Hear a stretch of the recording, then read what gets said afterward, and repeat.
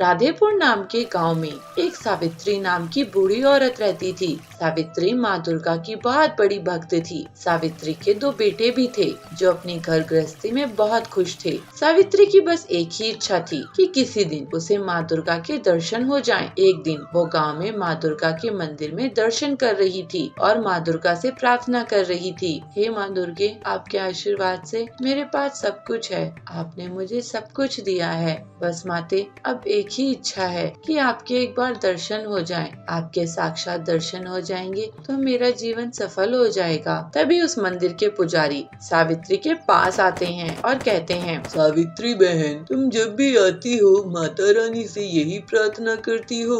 तुम एक काम क्यों नहीं करती? तुम माँ के परम धाम वैष्णो जाओ और उनके और भी तीर्थ स्थल हैं, उनकी यात्रा करो। तुम्हें मोक्ष जरूर मिलेगा और माता रानी के दर्शन भी होंगे। पंडित जी, ये तो आपने बड़ी ही अच्छी बात बताई। इसके बाद वो घर आई और अपने दोनों बेटों से अपनी इच्छा के बारे में बताया। उसके बेटों ने उसकी यात्रा का प्रबंध कर दिया। ये लो माँ, तुम्हारी टिकट। ध्यान से जाना माँ। बेटा, मैं ध्यान से ही जाऊंगी। माँ, हम में से कोई आपके साथ चल लेता तो ज्यादा अच्छा होता। अब अकेले परेशान हो जाएंगी। नहीं बेटा, तुम यहीं रुको और अपनी घर गृहस्थी देखो। मैं नहीं चाहती कि मेरी वजह से तुम सभी के बीच कोई कलह हो। सावित्री अपने बेटों मिलकर वहाँ से चली जाती है। ऐसे ही शहर शहर वो माँ दुर्गा के सभी स्थलों मंदिरों के दर्शन करती। ऐसे ही एक रात वो माँ दुर्गा के ऐसे ही किसी मंदिर के पास पहुँची। उस दिन बारिश भी हो रही थी, इसलिए सावित्री मंदिर के पास ही बनी धर्मशाला में चली गई। उस धर्मशाला में 2 और औरतें थी जो उसी की तरह बूढ़ी थी।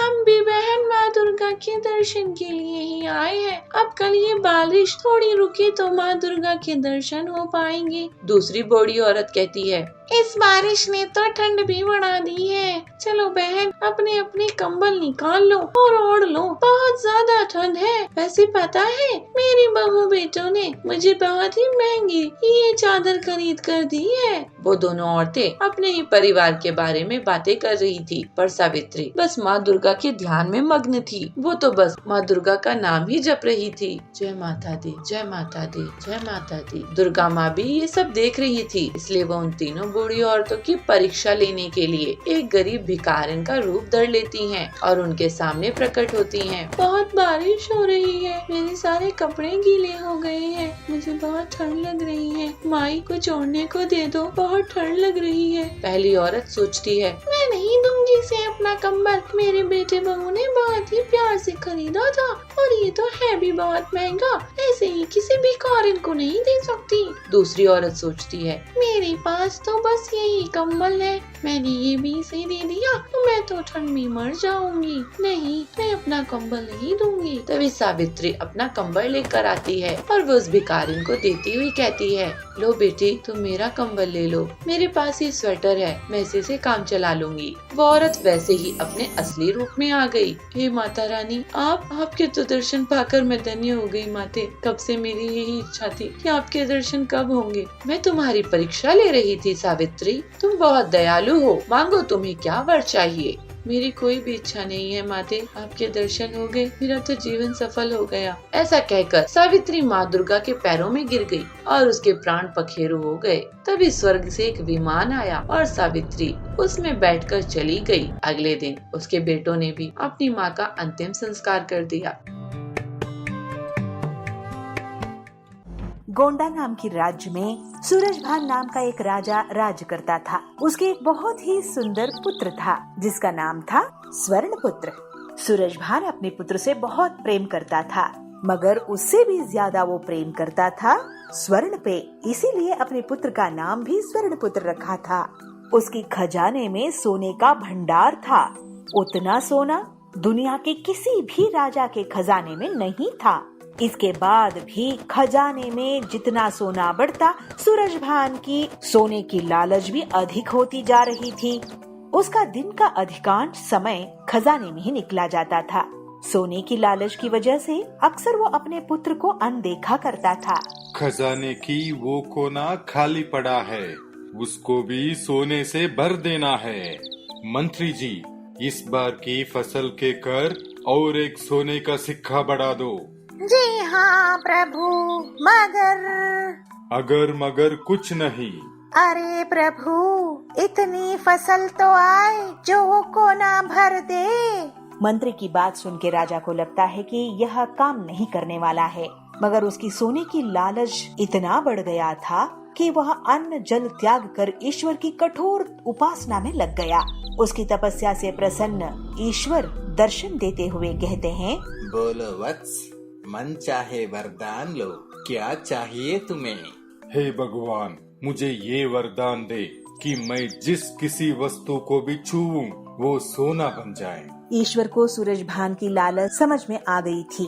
वरदान देने से पूर्व उन्होंने आगाह किया, राजन, वरदान मांगने से पहले अच्छी तरह से सोच विचार कर लिया है? तो सूरजभान संपूर्ण श्रद्धा से और विनम्र होके कहते हैं, हे ईश्वर, मैं इस विश्व के सबसे बड़ा धनी राजा बनना चाहता हूँ। हमने संपूर्ण सोच विचार कर लिया है, हमें यही वरदान चाहिए। इसकी लालच की बुद्धि सही होने वाली नहीं है, ये शंकर भगवान को पता चल गया और वो तथास्तु कहते हुए वहाँ से गायब हो गए। राजा सूरजभान यह वरदान पाकर खुशी से पागल हो गया था। दूसरे ही दिन सोकर उठने के उपरांत अपनी शक्ति परखने के लिए उसने अपने पलंग को छूकर देखा। वह पलंग सोने का बन गया। सूरजभान बहुत खुश हुआ। दिन भर वह सुध-बुध खोकर अपनी महल की हर चीज को सोने में परिवर्तित करने में जुट गया। उसे अपनी खान पान तक की चिंता नहीं थी। शाम को सूरजभान थक गया था, उसे जोरों से भूख भी लगी थी। अपने सेवकों को भोजन परोसने के लिए कहता है। जैसे ही सूरजभान भोजन को हाथ लगाता है वह सोना बन जाता है। अब सोने को तो खा नहीं सकते, तो गुस्से से तिलमिलाते हुए वो उठकर बाहर आ जाता है। ऐसे ही टहलते हुए अपने उद्यान में जा पहुंचता है। वहाँ वह देखता है अपना छोटा बेटा स्वर्णपुत्र वहाँ खेल रहा है। उसकी खेल कूद देखकर राजा की मन में पुत्र वात्सल उमड़ कर आता है। कुछ क्षणों के लिए अपनी भूख भी भूल जाता है। जब स्वर्णपुत्र पिता को वहाँ उद्यान में देखते हैं तो प्रेम से दौड़ के आके गले लग जाते हैं। विधि की विपर्यास ये था कि स्वर्णपुत्र भी स्वर्ण में बदली हो गया। सूर्यभान रो रो कर कहने लगा, हे ईश्वर, मुझे क्षमा कर दीजिए, आप अपना वरदान वापस लीजिए। मेरी मति भ्रष्ट हो गई थी, मेरा लालच तांडव कर रहा था। हमें समझ आ गया है कि हर वस्तु अमूल्य होता है। हमारे लिए सबसे अमूल्य तो हमारा पुत्र स्वर्ण पुत्र है। उन्हें आप कृपया इंसान बना दीजिए। कहते हुए फिर से रोने लगता है। उस पर दया आकर ईश्वर फिर से तथास्तु बोलते हैं और हवा में लीन हो जाते हैं। स्वर्णपुत्र फिर से इंसान बनता हुआ देख सूरजभान बहुत खुश होता है और अपनी गलती की, अपनी लालसा की उसे पश्चाताप भी होता है। तो मंत्री को बुलाकर कहते हैं, मंत्री जी, अपना कोषागार जरूरतमंद और निर्धनों के लिए खुला रख दो। सूरजभान अपने पुत्र को गले लगाकर खुशी की आंसू बहाते हैं। उनका लोभ खत्म हो गया था और संतुष्टि की जीवन की ओर यात्रा शुरू कर देते हैं। बीकानेर के छोटे से जंगल में बंटी डायमंड डीलर कड़क सेठ के यहाँ काम करता था। बंटी बहुत अच्छा सीधा साधा था और हनुमान जी की भक्ति करता रहता था। उसको हनुमान जी को लड्डू का भोग लगाना और सरसों के दिए से आरती करना बहुत अच्छा लगता था और इसी वजह से उसको कड़क सेठ बहुत पसंद करता था। लेकिन कड़क सेठ का लड़का टिल्लू बंटी से बहुत नफरत करता था। टिल्लू बहुत ही लालची और चोर किस्म का था। वो बंटी को बहुत बार नीचा दिखाने की कोशिश करता था, लेकिन बंटी कभी भी बुरा नहीं मानता था। वो शिव जी का भक्त था। बंटी, इस बार मुझे 4 गुनी सेल्स चाहिए। तुम्हें बहुत मेहनत करनी पड़ेगी। मैं कोई बहाना नहीं सुनूंगा। कोई भी ग्राहक खाली हाथ नहीं जाना चाहिए, अमीर हो या गरीब। तो बंटी कहता है, लेकिन टिल्लू जी, हम डायमंड्स बेचते हैं, यहाँ पर वैसे भी गरीब लोग नहीं आ सकते हैं। फालतू की बहाने नहीं बनाओ। पता नहीं पिताजी तुम्हें क्या देख कर रखे हैं। मैं होता तो तुम्हें अभी तक भगा दिया होता। टिल्लू बहुत ही बिगड़ा हुआ लड़का था। उसकी बातें सुनकर बंटी चुप हो जाता है। शाम में बंटी हनुमान जी के मंदिर जाता है और उनसे प्रार्थना करता है। हे हनुमान जी, कड़क सेठ कितने नेक दिल के हैं और उनका लड़का टिल्लू बहुत ही बिगड़ा हुआ है। आप उसे भी सद्बुद्धि दीजिए। आपकी जय हो। एक दिन कड़क सेठ जंगल के बाहर गए थे। टिल्लू दुकान में आता है। आज पिताजी नहीं हैं, आज मैं दुकान से पैसे और डायमंड चुरा कर ले जाऊंगा। ये बंटी जरूरत से ज्यादा ईमानदार है, इसके रहते मैं यहाँ पर चोरी नहीं कर सकता। बाद में बंटी आ जाता है। जब दुकान बंद करने का समय होता है तो बंटी अकाउंट्स और स्टिक चेक करता है। वो देखता है कि पैसे और डायमंड गायब है। अगले दिन सेठ जी को बताता है तो कड़क सेठ कहते हैं, ये क्या बंटी, इतने साल तुम मेरे यहाँ काम कर रहे थे, मैं तुम पर कितना भरोसा करता हूँ।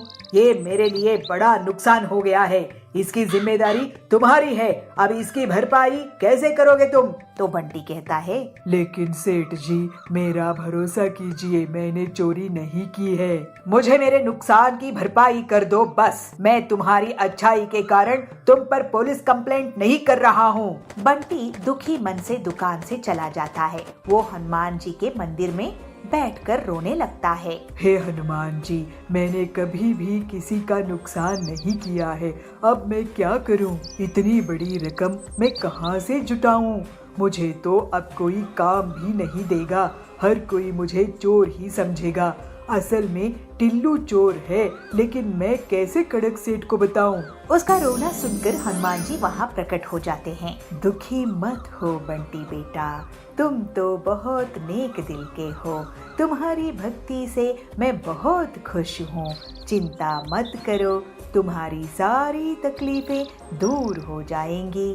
ये मणि रखो और इसको अपने घर के बाहर मिट्टी में लगा देना। इसमें से हीरे के फल निकलेंगे और जैसे ही टिल्लू इस पेड़ के पास आएगा वो सब सच उगलने लगेगा।